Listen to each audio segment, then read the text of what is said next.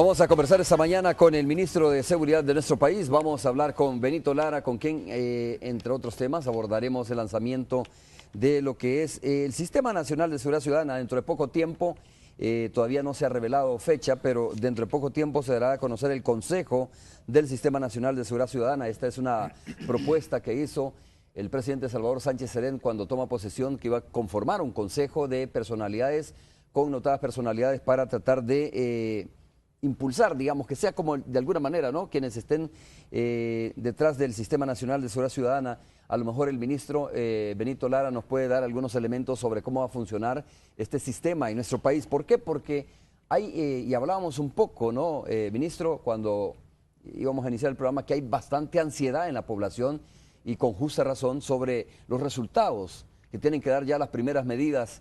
Estamos aproximándonos, por cierto, a los primeros 100 días, las primeras medidas en el tema de la seguridad, y entonces la gente dice, bueno, ¿cuándo comenzará a reflejarse ya el trabajo de la institución de esta nueva administración en materia de seguridad pública? Bienvenido, muchas gracias por estar con nosotros, ministro. Romeo, buenos días y gracias por la invitación. Efectivamente, tal como lo estás anunciando, el presidente en su momento oportuno planteó que íbamos a lanzar un consejo del Sistema de Seguridad Ciudadana y que estábamos hablando con muchas personalidades. Yo puedo decirte, hasta este momento, este consejo estará conformado primero por representantes de la Iglesia Católica. Recordemos que la misma conferencia episcopal ha definido 3 o 4 personas para que estén ahí. Los encabeza Monseñor Rosa Chávez. También la Iniciativa para la Paz, ¿verdad?, que es una agrupación de iglesias evangélicas. También ellos han nombrado a 3 personas, dentro de ellos el obispo Martín Barahona. Y estamos hablando con otras personalidades, algunos empresarios, y déjame decirte de que con todos los que hemos hablado nos han manifestado su muy buena disposición de participar. Pero nos hace falta todavía algunas pláticas, ¿verdad?, con algunos de ellos, incluso para afinar ya algunos de los, digamos, de las primeras acciones o compromisos que debemos de asumir de cara a la ejecución de la política de justicia, seguridad pública y convivencia. Lo que nosotros, y algunas veces, digamos, nos tomamos algún tiempo, porque lo que nosotros no queremos es como repetir algunas experiencias del pasado, que se han formado comisiones, al final las comisiones terminan ya sin funcionamiento, son comisiones que al final nadie sabe cómo ni cómo van a funcionar, si sus propuestas serán... Ni cuándo terminaron, ¿no? Ni cuándo terminan, y lo más importante, si sus discusiones, si sus propuestas serán tomadas o no tomadas en cuenta. En ese sentido, lo que estamos planteando en buenas cuentas son como 2 grandes propósitos. Uno, un consejo que contribuya al enriquecimiento de la política de justicia, seguridad y convivencia. ¿Por qué decimos que la enriquezca? Fíjate de que en todas estas pláticas que nosotros hemos tenido con distintos sectores, casi todos tienen o propuestas, ¿verdad?, o algunos le tienen alguna serie de reflexiones, y reflexiones, incluso estudios sobre cómo se ha venido actuando en el pasado de cara a este fenómeno de la delincuencia, qué cosas tenemos que corregir, por cierto.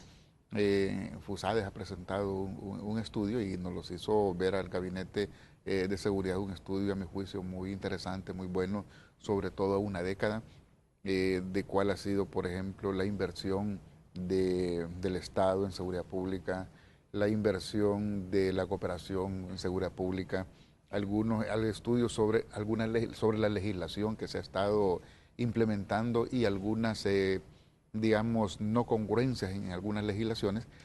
Y entonces todo eso, por supuesto, que nos contribuye, nos ayuda a nosotros para determinar algunas políticas más específicas que debemos de ejecutar. ANEP, por cierto, también nos dio una propuesta, pero fíjate que cuando nosotros acudimos en estos programas de los días sábados, cuando el presidente va a las comunidades, ya hay varias comunidades que nos han dicho, mire, nos hemos reunido. Y se han reunido las directivas de distintas comunidades y nos han entregado de verdad insumos, de alguna manera. Documentos casi completos sobre el tema de la seguridad. Y abordan el tema de la prevención, muchos abordan el tema de la policía, bueno, nos dan incluso opiniones y recomendaciones y propuestas concretas sobre el tema de penitenciario, es decir, la gente, uno lo que te puedo decir es que la gente está con muchos deseos de participar, ya para que se reúnan y te entregue un documento, ¿verdad? Un documento es que han habido discusiones importantes en las comunidades y eso para nosotros es de primer orden. Y en ese sentido, por eso decimos el enriquecimiento de estas. Está claro de que las iglesias, tanto la iglesia católica también ha estado formulando algunas iniciativas como la iniciativa por la paz también tiene sus propuestas. Ellos, recordemos, nos hicieron una vez pasada una propuesta, que por cierto, sacan un comunicado planteándonos de que cuál es la respuesta que le vamos a dar a una propuesta de ellos sobre el trabajo pastoral en los centros penales, que son de los puntos que tenemos que discutir. Entonces nos estamos preparando en esa dirección. Decirte de que nosotros esperamos que en un plazo no tan largo, ¿verdad? Terminemos de afinar con estas personalidades y al final de darlo a conocer. Recordemos, esto tiene que ser un decreto ejecutivo, porque es un consejo. La creación del consejo. Claro, sí, debe ser una cuestión con toda la formalidad del caso. Aquí algo que es muy importantísimo para nosotros, que le da también credibilidad. Y no solo credibilidad, sino que también le dará, digamos, la posibilidad de que esto tenga resultados concretos, es la participación del PNUD. Con el PNUD hemos hablado muy ampliamente. ¿Cuál será el papel del PNUD como tal? El PNUD será ministro? como una especie de secretaría técnica. Aquí recordemos lo siguiente. Las distintas personas que van a estar ahí, bueno, son personas que tienen su propia ocupación, ¿verdad? Van a estar ad honorem. Y que todos han manifestado su muy buena voluntad. Ellos, por supuesto, habrán temas importantes que hay que discutir, acuerdos incluso a los que podamos llegar, pero necesitamos de un equipo técnico que sea el que ya procese y el que en cierta forma contribuya a la implementación, y eso el PNUD lo puede hacer, ¿verdad? Y ellos han manifestado de que están en toda la disposición de jugar ese papel y que, bueno, están ya listos y dispuestos. De hecho, ya están haciendo van a hacer algunas formulaciones, como una especie de algunos diagnósticos para presentarlos ya al equipo, al consejo, y para que este consejo comience a tomar sus discusiones y, bueno, y hacer ya ¿Van a compartir algunas experiencias ellos de cómo se previene la delincuencia en otros países, supongo? ¿O cómo se ha hecho, no? De hecho, ese es un punto que es muy importante. Fíjate que yo estuve ayer hablando con una asociación de empresas privadas de seguridad, ¿verdad? Y me gustó mucho de que cuando ellos están hablando del tema de la seguridad, están planteando de que a sus propios agentes capacitarlos sobre la filosofía de policía comunitaria. Importantísimo que las empresas privadas de seguridad te planteen eso. Pero en el Consejo no hay duda, tendrá que haber un intercambio también de algunas experiencias que hay tanto en el país como fuera del país, no solo en tema de policía comunitaria, sino que en políticas públicas de cara a la seguridad pública, porque aquí mismo algunos miembros del Consejo, o de los que estamos hablando para el Consejo, nos plantean varias experiencias en las cuales ellos han jugado un papel importante. Por ejemplo, hay un empresario que nos planteó una experiencia que él tiene en el Tamarindo, aquí mismo en El Salvador, y dice, bueno, miren, en conjunto con contribución con la policía, los que vivimos y tenemos algunas propiedades ahí en el lugar, que hicieron un plan, que era difícil ante la situación ahí.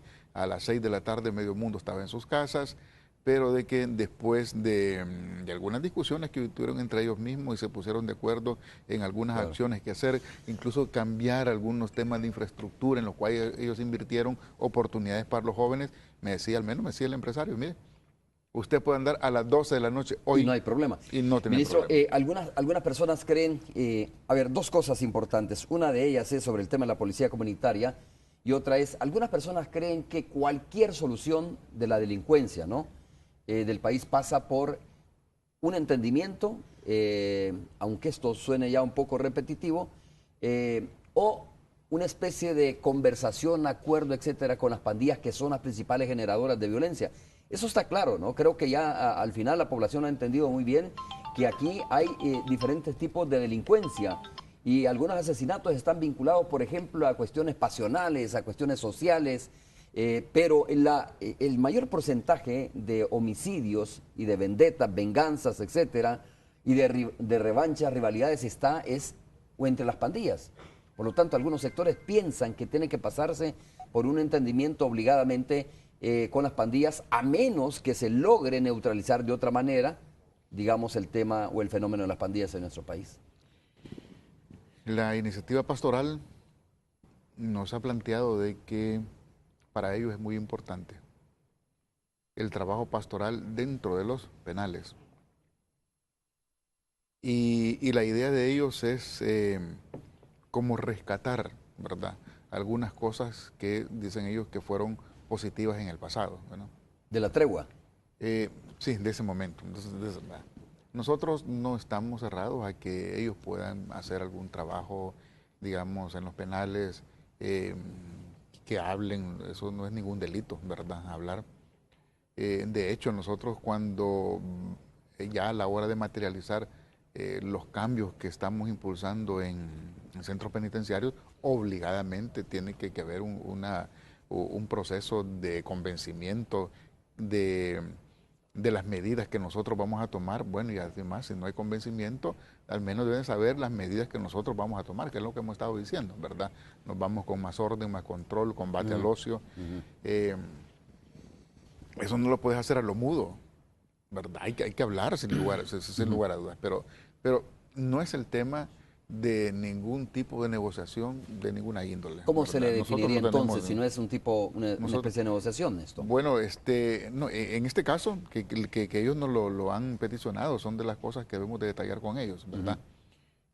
Porque, digamos, nosotros no tenemos, dentro de la política, ¿verdad?, establecida por el gobierno, no está contemplada esta parte, ¿verdad?, de repetir la experiencia pasada.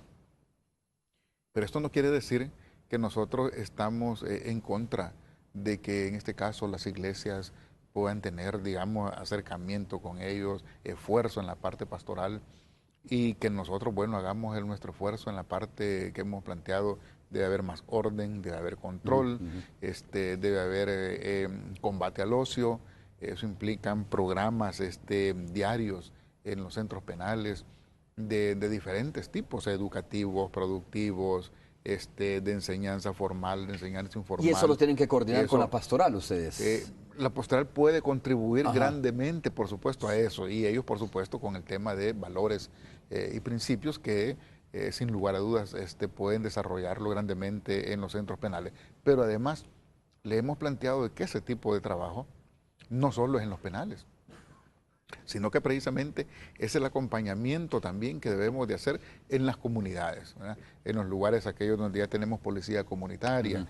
Debe estar acompañado del trabajo de no solo de distintas instituciones del Estado, sino que también de otras instituciones que son del Estado, como las iglesias, tanto católicas, evangélicas, el sector empresarial y todas las instituciones que puedan hacer posible de que hayan cambios estructurales en el lugar. Esto es de alguna manera como reconocer de parte de este gobierno de que no todo fue malo en el tema de la tregua, que hay algunas cosas que se van a rescatar, como dice, mire, que no necesariamente las va a hacer seguridad pública, pero que las puede hacer perfectamente la pastoral, y el gobierno juega un papel como de facilitar de alguna manera esta situación. Mire, yo lo que creo es que, bueno, nosotros tenemos una política que le hemos definido con 5 componentes. Nosotros vamos con esa política, ¿verdad? Dentro de eso, digo, no está contemplado este elemento. Pero yo lo que siento es que cuando hoy hay una situación un poco ansiosa en todos nosotros, las comparaciones que hacemos las hacemos con el pasado inmediato, ¿verdad? Con el tema de la tregua, específicamente, sí, ¿no? Y claro, cuando nosotros vemos numéricamente hablando, ¿verdad?, en ese periodo, los homicidios llegan como a 6, ¿verdad? 6. Sí.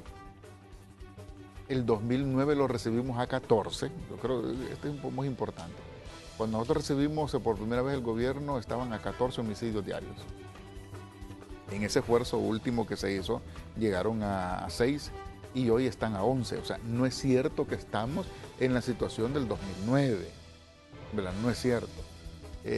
como tampoco es cierto que estamos en la situación de mayo de este año.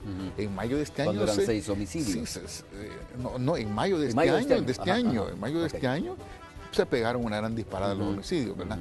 Esa ola que vivan de ascenso, ¿verdad? Esa ola está contenida, ¿verdad? Junio estuvieron menos homicidios que mayo, julio hubieron un poquitito, yo no estoy diciendo que una reducción sustancial, pero al menos ha habido una pequeña reducción en materia de homicidios. No, pero el punto es que nosotros tenemos que actuar no solo viendo el tema de homicidios, sino que otros delitos más, más, ¿verdad? En los cuales también vamos a hacer una gran incidencia. Y ya hemos dicho, tenemos dos propósitos, homicidios y extorsiones, ¿verdad? Y en eso, por supuesto, que estamos tomando alguna serie de medidas, en los penales, por cierto, de manera tecnológica algunas, y que estamos teniendo algunos resultados que los reflejan algunos datos estadísticos nuestros, pero también datos estadísticos, por ejemplo, de la Fiscalía. Hace poco compartimos algunos datos y mirábamos que hay alguna pequeña disminución también. Ok, vamos a hacer la primera pausa. Me gusta mucho esta parte, ¿no?, que usted acaba de decir. Nuestro propósito es incidir en el tema de los homicidios y las extorsiones. Vamos a hablar cómo se está trabajando, cómo se está ya, incidiendo en esta parte, si es que se está incidiendo en el tema de las extorsiones, porque también es otro de los grandes problemas que la población está enfrentando, el tema de las extorsiones, y a veces estas extorsiones terminan en el asesinato de personas. Y de la policía comunitaria queremos preguntar también de dónde se capitaliza esta experiencia, cómo se ha hecho y cómo se ha preparado, porque la gente de repente dice, sí, aquí desplegamos la policía comunitaria, pero quiero preguntarle si ha tenido experiencia, capacitación, estos elementos de la policía que están llegando a ese lugar, ¿verdad? Y si han pasado por la academia, por una recapacitación, etcétera. Vamos a hacer la pausa, regresamos.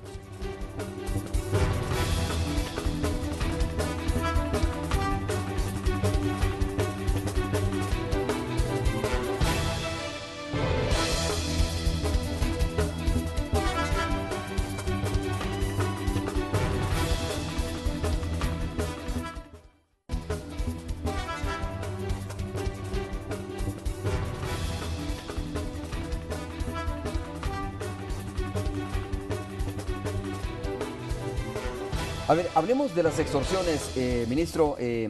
¿Cuáles son las medidas, las acciones concretas que están tomando ustedes para entrarle a este tema de las extorsiones? Como seguridad pública, entiendo que como pastoral también, o distintos sectores estarán haciendo lo suyo, pero ustedes como medidas coercitivas, ¿no? ¿Cuáles son las que han puesto en marcha? ¿Y qué esperan, digamos, después de la entrada en vigencia de estas medidas coercitivas? Bueno, mira, una de las medidas que hemos estado tomando es en centros penales. Todos sabemos que un porcentaje importante de extorsiones vienen desde los penales. En ese sentido, tenemos ya una cantidad muy importante de penales en los cuales hemos, con alguna tecnología, bloqueado lo que son las llamadas telefónicas. Siempre hay algún espacio, ¿verdad? Siempre nos quedan algunos ahí. Algún vacío, ¿verdad? Pero estamos trabajando en esa dirección. Y por otro lado, también, por supuesto, la Dirección Antiextorsiones, que tiene, ya no es una unidad concentrada, sino que tiene, está desconcentrada en diferentes partes del territorio.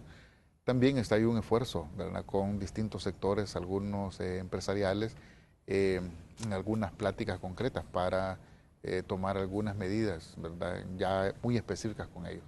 Entonces, digamos que en esa parte vamos trabajando también. Y aquí fíjate de que nosotros hemos tenido, aquí hay una cosa que hay que tomar muy en cuenta. Siempre hay una cifra como negra, que por ahí está un poco escondida, me refiero en las denuncias. Pero esa cifra siempre ha estado, siempre ha estado, ¿verdad?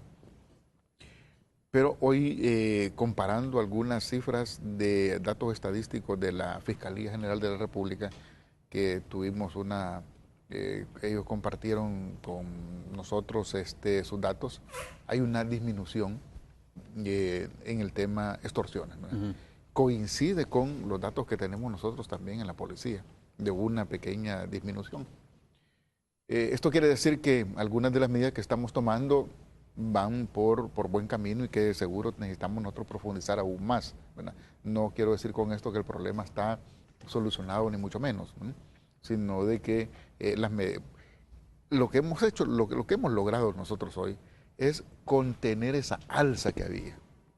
Ya, yo creo que es el primer punto que uno Detener llega. la tendencia, Claro, digamos, al correcto, alza de las extorsiones. Exacto, extorsiones y homicidios. ¿Producto de qué? ¿De los bloqueadores o de qué otro tipo de medidas? Los bloqueadores pueden jugar un papel importante, ¿verdad? Pero no solo eso, ¿verdad? Sino de que algunas pláticas directas que tenemos con algunos sectores, ¿verdad?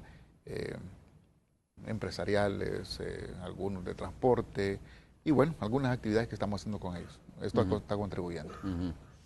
Y en cuanto al tema de los homicidios, ministro, que es como la dificultad más grande, usted decía, los dos principales retos son contener los homicidios o tratar de neutralizar, golpear, ¿no? Esta parte de los homicidios, y hablaba también de las extorsiones.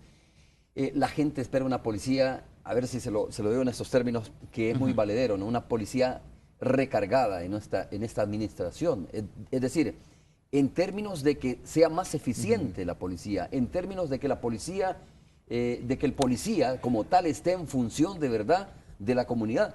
Y vamos a entrar al tema de la policía comunitaria, porque de repente la gente ve 10, 15 policías que han llegado, como a la Málaga, ¿no? Entiendo que es un lugar, como policía comunitaria, y uno dice, o me imagino que se han de preguntar, bueno, ¿qué es el plus o cuál es el plus que trae este policía como tal? O simple y sencillamente se le cambió el nombre y se le puso a policía comunitaria. ¿Esta gente ha recibido capacitación? ¿Ha estado en formación de policía comunitaria? ¿Cuál es la filosofía de esta policía comunitaria que se supone que al final va a ayudar a incidir en el tema de la delincuencia, ¿no? En los municipios o en las comunidades como tal? Bueno, pero primero decir que el concepto policía comunitaria en El Salvador no es nuevo.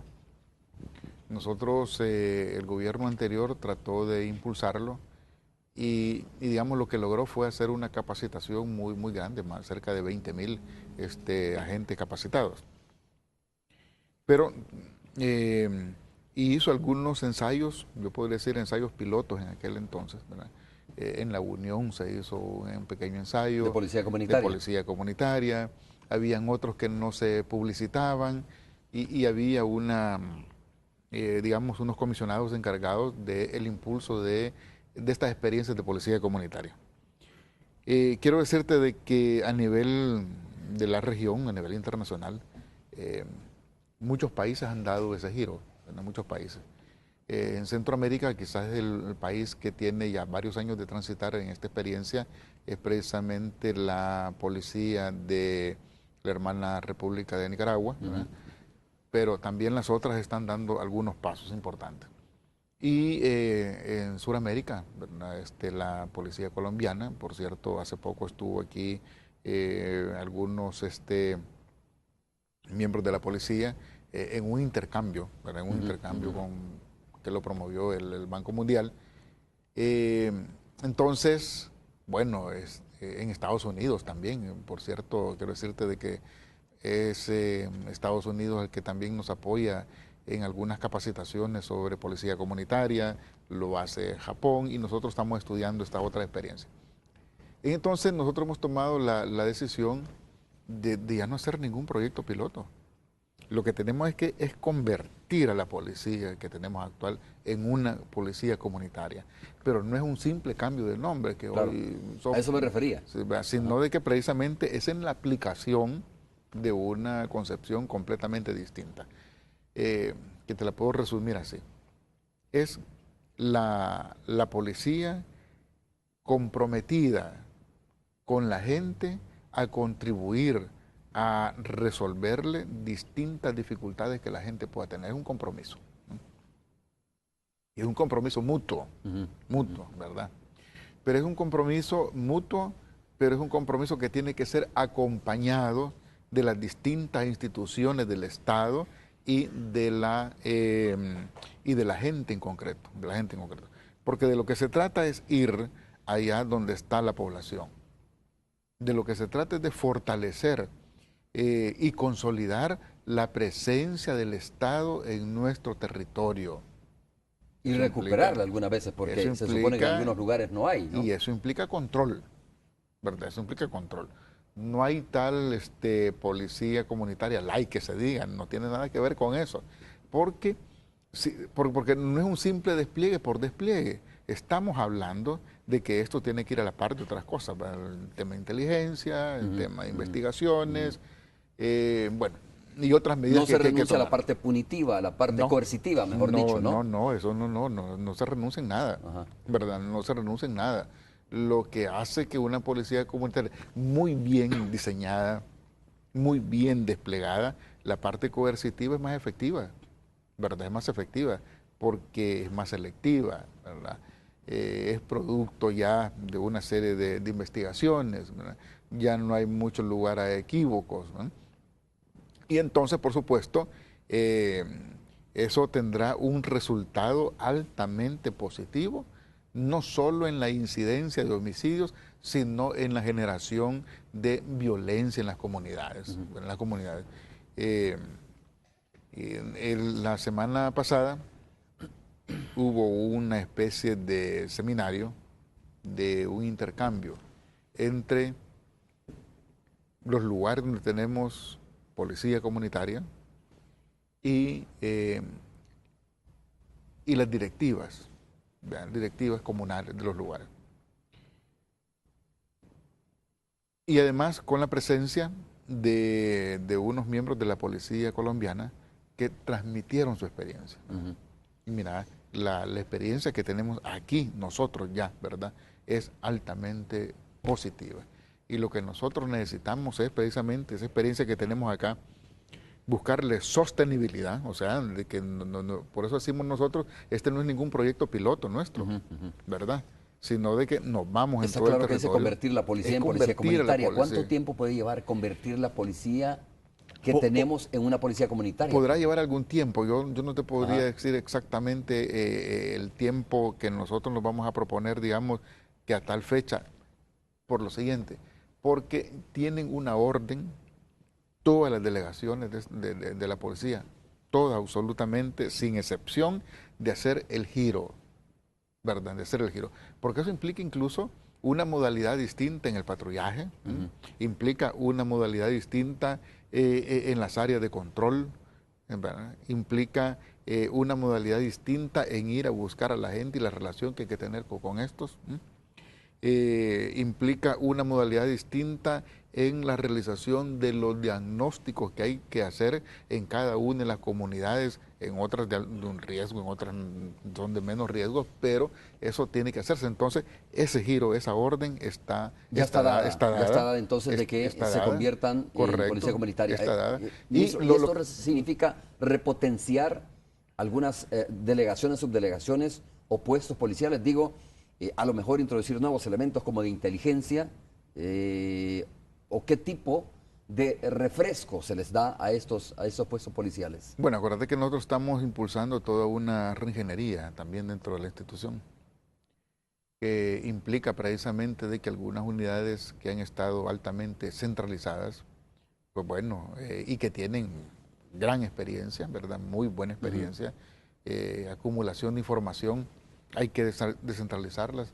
Esa gente con mucho conocimiento hay que ponerlo allá en el terreno donde hay dificultades, y ese tipo de potenciación es la que va, y otras medidas más que vamos a tomar. Que no se pueden o que no deberían. Sí.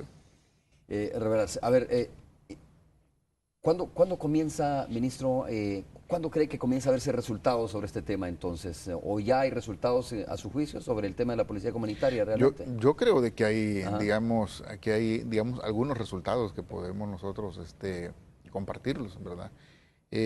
Por ejemplo, en lo que es la colonia Málaga, aquí nomás, en San Salvador, ¿verdad? El Líbulos 44, Ciudad Delgado, una experiencia muy buena, ¿verdad? Y ahí lo importante es que el gobierno local, las comunidades y creo yo la visión de algunos jefes policiales permitió de que en algunas zonas de verdad se tenga una incidencia en la disminución de actos delincuenciales, pero muy grande, ¿verdad? O sea, de que hay resultados. Lo que pasa es que el tema de de los homicidios lo tenemos concentrado en algunos municipios, ¿verdad? Y entonces ahí va el esfuerzo también. Okay. O sea, quiero preguntarle, porque trato de ponerme en los zapatos del ciudadano, digamos. O sea, la mera presencia de policía comunitaria en estos lugares, pues obviamente no va a obligar a que los pandilleros, ¿no? Principalmente, hablemos de ese tipo, digo, de situaciones. Hay otro tipo de delincuencia que supongo yo que, y sin duda alguna, el ministerio está trabajando, pero hablando de los que generan más violencia y los que generan más zozobra y temor muchas veces en las comunidades. No es solo porque aparezca la policía comunitaria que esta gente se va a ir y va a desaparecer y va a dejar de hacer lo que hace, ¿verdad?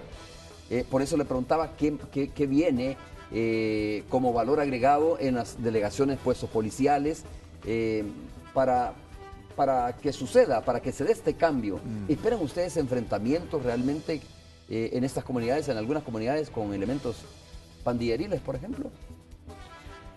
Bueno, han habido en algunos lugares.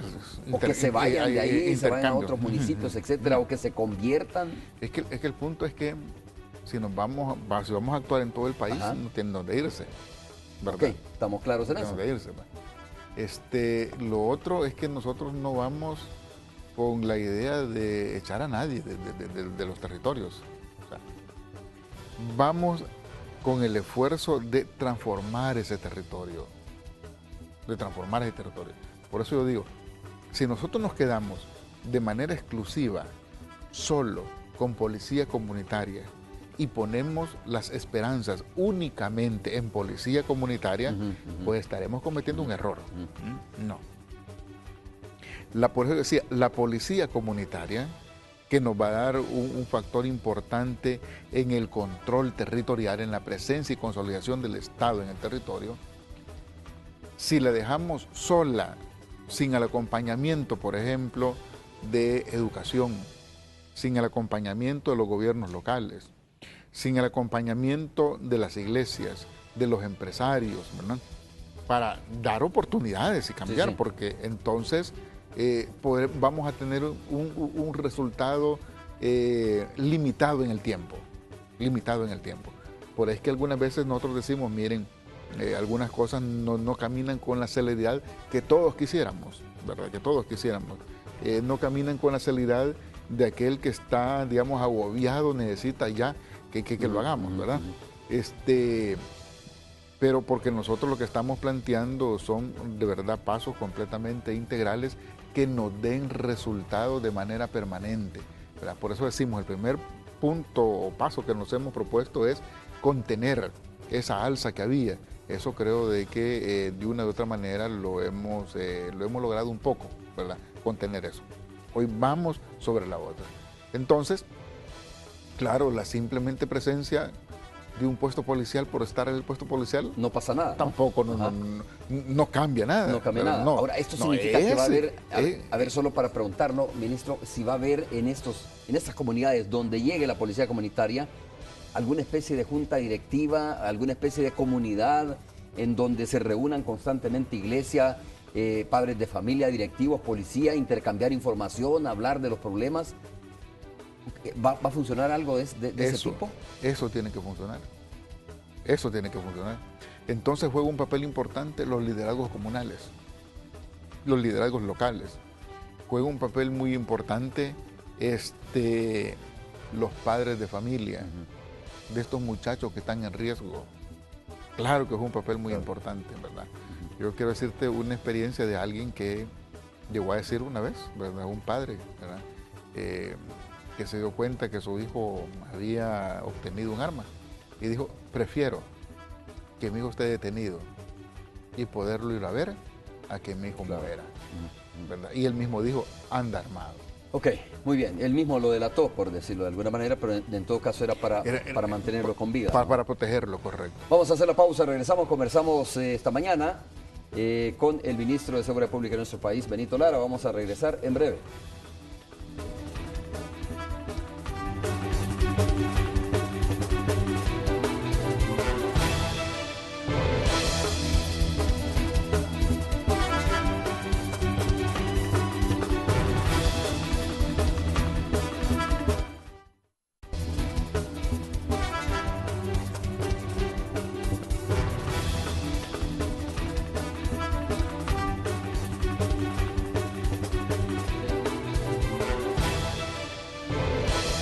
Bueno, estamos de regreso por los comentarios que estoy leyendo. Habrá gente que reina el pesimismo, ¿no? Obviamente, y tiene mucha razón, probablemente su experiencia haya sido muy dolorosa, muy dura.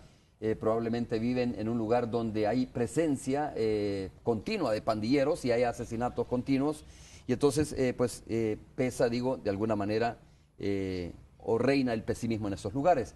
Pero no debemos de alguna manera perder la esperanza. Lo que sí quiero es ir un poco más en esta conversación que tenía con el ministro de Seguridad Pública, porque hay que ponerse exactamente en los hechos, como se pueden dar, como es probable que sucedan, y preguntarle cómo van a enfrentar ese tipo de situaciones. Por ejemplo, en la pausa le preguntaba qué va a pasar en aquellos lugares donde se instale, por ejemplo, estas comités de barrio, no sé cómo va a ser la figura, o se conformen estas directivas en donde esté el padre de familia, la madre, los papás de los chicos que están en riesgo, la iglesia católica, la iglesia, las distintas nominaciones de iglesia, ¿no?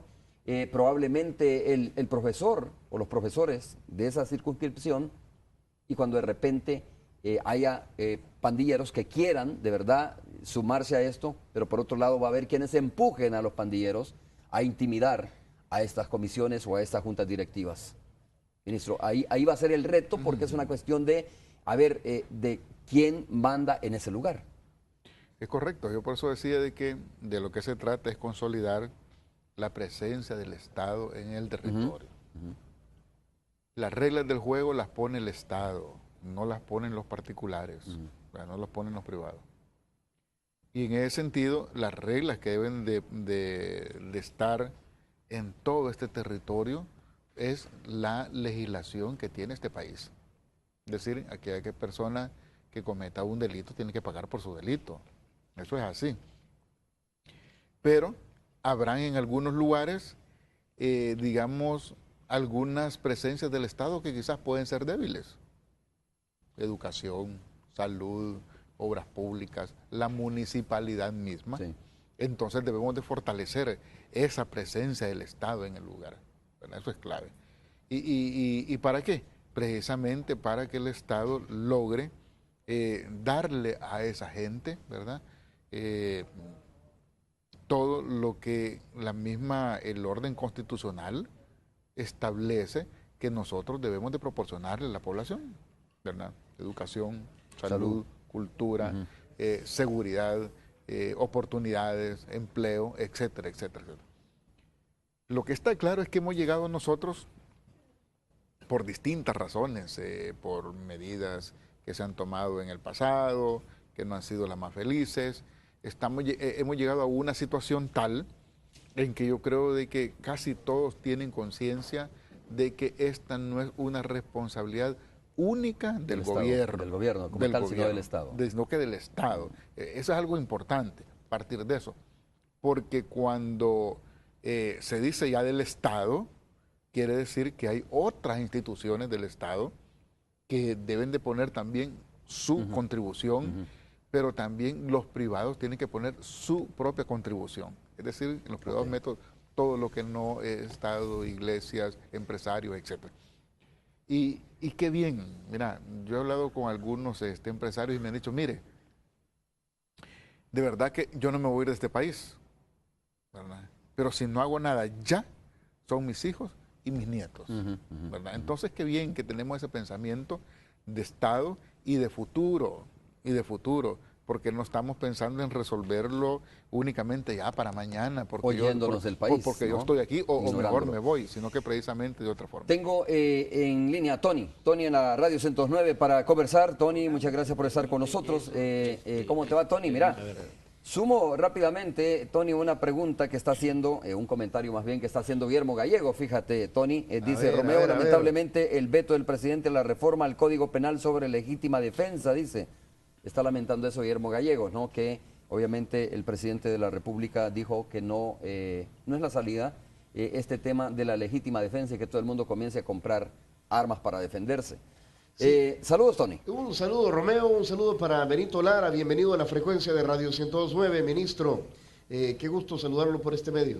Tony, buenos días.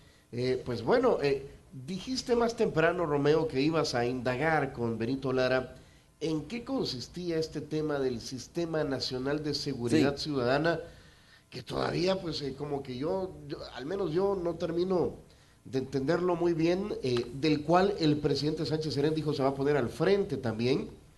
¿Cómo se come eso, ministro? Es decir, es la policía comunitaria, pues sabemos, parte del esfuerzo, no lo es todo, pero ¿qué acciones están tomando o cuándo viene el anuncio? ¿En qué consiste? ¿De qué se trata? Okay. Para la audiencia de la 109, por favor.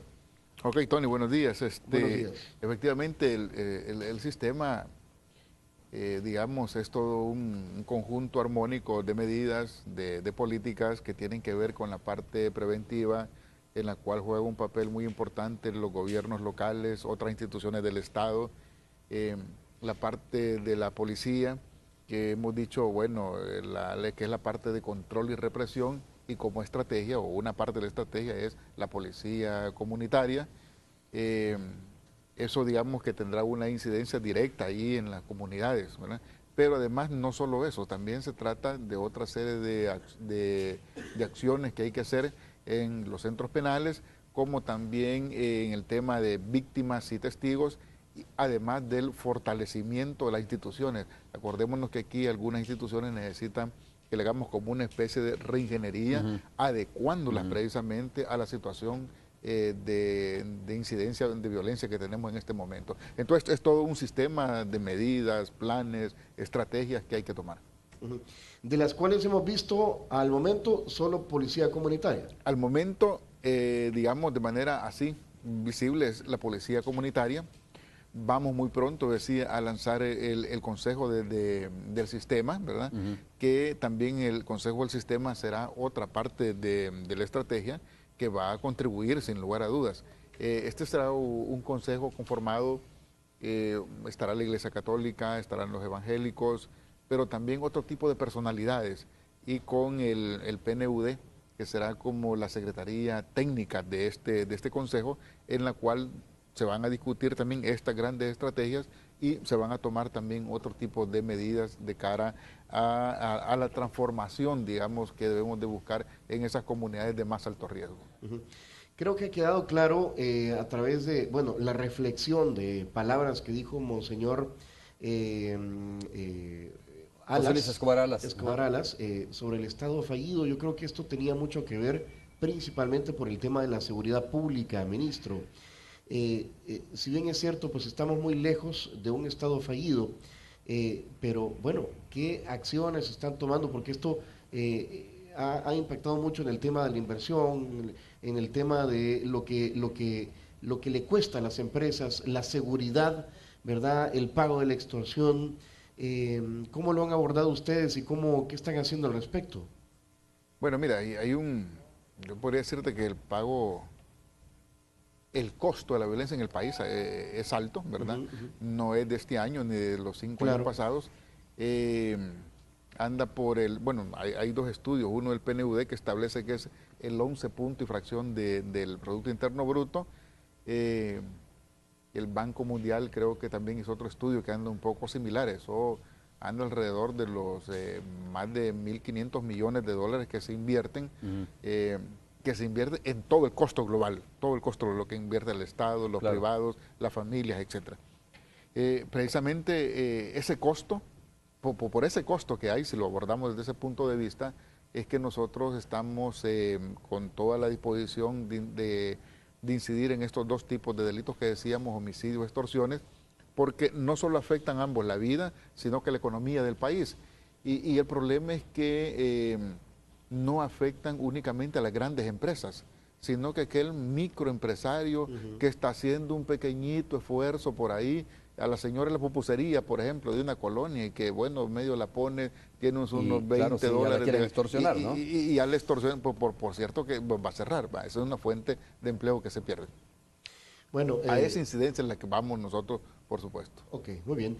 Pues nos acompaña hoy, y para introducir a esta charla también y no dejarlo por fuera, Felipe Alexander Rivas Villatoro, director ejecutivo de Fovial. Vienen anuncios importantes de obras que van a comenzar así me en el Gran San Salvador. Bueno, a ver, licenciado Rivas. Eso va a tener incidencia, lo que va a hacer el Fovial también en todo esto, porque no está alejado. Del tema de la inversión. Claro, correcto, así es. Sí. Del tema de la presencia de las instituciones del Estado, ¿no? En estos correcto, lugares. sí. Pero bueno. Licenciado Rivas, vaya, para la audiencia de Canal 12, en el tema de los pasos a desnivel, ¿cuál comienzan primero y cuándo? Bueno, un saludo primero al ministro Benito Lara y a Romeo Lemus y a toda la audiencia. Efectivamente, este es un tema completamente vinculante, es un tema de inversión y de generación de oportunidades de empleo, y hemos establecido algún nivel de prioridad en términos de empleo local, jóvenes en riesgo, que definitivamente va a impactar en el corto plazo. El Fovial estaría invirtiendo en estos momentos más de 145 millones de dólares. Hay obras quizás las más conocidas y emblemáticas, como es el próximo paso a desnivel, digamos que es un túnel deprimido realmente en el Maferrer, pero tenemos inversiones adicionales, como por ejemplo la calle Sonsonate-Cajutla, que es una inversión bastante elevada, donde vamos a requerir bastante incorporación de empleo directo local, pero también tenemos una secuencia de obras, de todo lo que es el mantenimiento rutinario y periódico, en donde hay una orientación clara a trabajar con microempresas bajo la modalidad asociativa de empleo intensivo en la obra pública. Y ahí tiene un gran vínculo con todo el tema de seguridad. Ahora, director, así rápidamente por el tiempo, entonces para recapitular, aquí en la capital, paso a desnivel en el Maferrer, ¿y qué otras obras vienen Nosotros así, estaríamos a corto plazo? terminando el próximo mes también el último tramo de Soyapango, del redondel de Soyapango a Cárcel de Mujeres, pero también el próximo mes damos orden de inicio al eje 48, que es en el Boulevard Merliot, del Trébol hacia la Monseñor Romero. Ya. Eso entre lo que es el bacheo rutinario que tenemos en toda la capital. Eso en el área metropolitana, pero hay mucha obra tanto en Oriente en el interior como en del país. Sí. Muchas gracias, director Tony, muchas gracias. Un gusto, ministro de Seguridad, y bueno, vamos a ver cuándo lo tenemos por aquí desayunando con nosotros. Tú dices, Tony. Bueno, muchas gracias. Gracias, Romeo. Vamos a despedir al ministro. Gracias, ministro, por haber estado con nosotros. Un gusto. Y digo siempre, lo peor que podemos perder es la esperanza de que esto se puede arreglar, ¿no? Que puede tener solución. Ya hace bastantes años que los salvadoreños vienen pidiendo esto, pero ojalá que estas medidas que se van a implementar y esta reconversión de la policía comunitaria realmente tenga un impacto positivo en la población. Gracias, ministro. No, gracias a ti, Romeo, pero que esto tiene solución, por supuesto. Y lástima, el tiempo es corto, pero con el veto, ¿verdad?, del presidente, el punto es que estaba mal redactada la reforma. Tú no puedes meter, digamos, excluir de responsabilidad a alguien que mate a otra persona porque diga yo lo hice en legítima defensa. Claro. Alguien tiene que calificar y entonces tiene que ser el juez, y eso no estaba ahí. Eso no estaba contemplado en la reforma. Muchas gracias, ministro. Vamos a quedarnos con los principales titulares de Diario El Mundo y regresamos en breve ya para el cierre de Hechos AM aquí en Canal 2. Muy buenos días, Romeo Lemus, qué gusto saludarte desde Diario El Mundo. Algunos de los temas que tenemos para este día. Sancionarán a las telefonías que no compensen a los usuarios y discuten propuesta para sancionar a las que no bloqueen señal cerca de cárceles. Exalcaldes, exdiputados y suplentes candidatos a diputados en el FMLN. El partido de izquierda invitará a presidente y ministros a la convención del domingo. Analistas de Funda y la UCA señalan avance por elecciones internas de Arena, pero dicen que es necesario que participen las bases para que sea un proceso democrático. La Asamblea licita impresiones de 2.710 agendas y 20.000 calendarios 2015. Arena pide informe de ejecución de crédito de 80 millones de dólares a salud. Organizaciones advierten que Sala estudiará carácter monopólico de ley de la CIGET. Informe Mundial del Desarrollo Humano revela que la clase media salvadoreña se redujo 1.8% entre 2000 y 2012, provocando un aumento de 6.8% en la población vulnerable, todo el tema del Informe de Desarrollo Humano del PNUD. Exportadores recomiendan al gobierno prórroga la entrada en vigencia del impuesto a transacciones financieras. Según Informe Nacional del VIH, en 2013 se reportaron 106 casos nuevos menos que el 2012. Todo el tema de los químicos en San Luis Talpa con presencia de la ministra. En deportes, equipos de la primera división aprovechan paro por participación de la selección nacional en la Copa Centroamericana. Todo sobre el partido New York Red Bulls contra el FAS. Inicia el fútbol también de Olimpiadas Especiales. Mayra Aparicio de lucha tuvo una discreta participación en Nanjing, China. Y ampliar toda esta información en nuestro sitio web. Que pasen feliz día.